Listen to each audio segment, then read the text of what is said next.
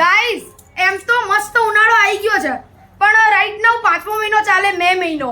તો મે મહિનામાં બધા કાચી કેરીનું અથાણું બનાવતા હોય. તો આપણે ઘર માટે મસ્ત અથાણું બનાવવાનું છે, એટલે હું અને મમ્મી જઈ રહ્યા છીએ કાચી કેરી લેવા માટે અથાણાની. મમ્મી બોલો. શું લેવા જઈએ? કેરી. કાચી કેરી અથાણું. તને આવડે બનાવતા? હા. ગાઈસ મમ્મી મસ્ત અથાણું બનાવે. હું અથાણું હે ને લાસ્ટમાં છે ને બનાવે ને એટલે હું બતાવીશ, તમે જોજો ખાલી એકવાર. મસ્ત મસ્ત.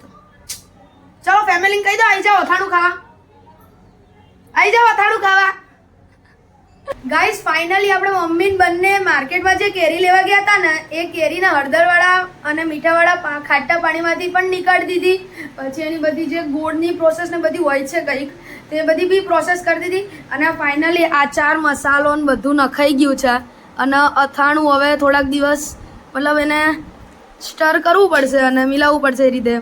અને પછી અથાણું એકદમ ખાવા લાયક ફાઇનલ રેડી થઈ જશે. જો કે લુક આવો જ હોય છે ફાઇનલ, એટલે મેં આજે લઈ જ લીધો બ્લોગ.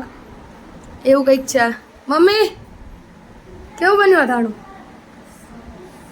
સરસ સરસ બન્યું. સરસ બન્યું. સરસ. ઓકે ગાઈઝ આ મારા બા છે, એમને મારી ગળથુથી કરી હતી. કોકી બા છે મારા, કોકી બા.